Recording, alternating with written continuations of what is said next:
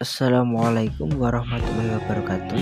Perkenalkan, nama saya Riza Elvin Febriansyah, NIM 250309293, Prodi Hukum Keluarga Islam semester 1, ingin menjelaskan tentang ilmu asbab al-nuzul. Definisi ilmu asbab al-nuzul. Ilmu asbab al-nuzul adalah cabang ilmu tafsir Al-Quran yang mempelajari sebab-sebab atau asbab turunnya atau nuzul ayat-ayat Al-Quran.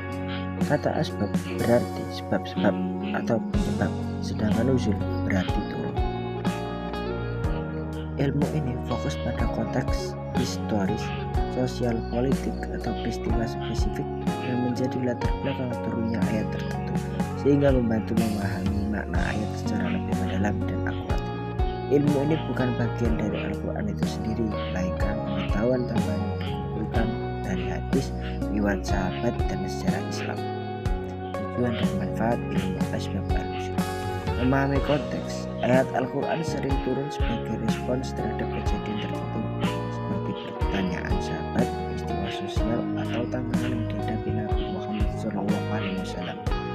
Tanpa mengetahui asbab, maka ayat bisa salah tafsir. Membedakan hukum umum dan khusus. Beberapa ayat bersifat umum atau mutlak, sementara yang lain khusus mukhayat untuk situasi tertentu. Misalnya ayat tentang hijab turun terkait peristiwa spesifik, bukan aturan universal tanpa konteks. Meningkatkan keimanan dan aplikasi. Ilmu ini membantu umat Islam menerapkan ajaran Al-Quran dalam kehidupan sehari-hari, menghindari pemahaman literal yang keliru dan memperkuat hikmah di balik wahyu. Manfaat akademik. Dalam studi tafsir, ilmu ini mencegah bid'ah atau penafsiran ekstrim, serta menjadi dasar untuk ijtihad penalaran hukum.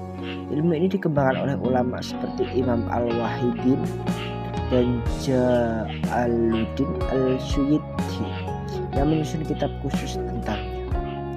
Metode dan sumber pengetahuan. Sumber utama, hadis sahih yang diriwayatkan oleh sahabat seperti Umar bin Khattab, Aisyah, atau Abdullah bin Abbas yang menyaksikan langsung peristiwa turunnya ayat.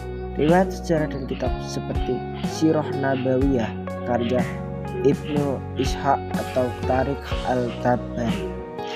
Metode pengumpulan.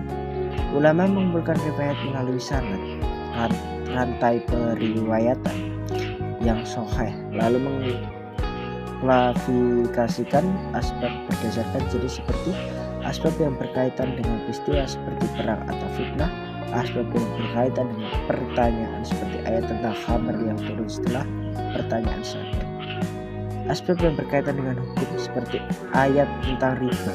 Kriteria keabsahan. Tidak semua riwayat diterima, harus sesuai dengan hadis sahih yang tidak bertentangan dengan ayat lain.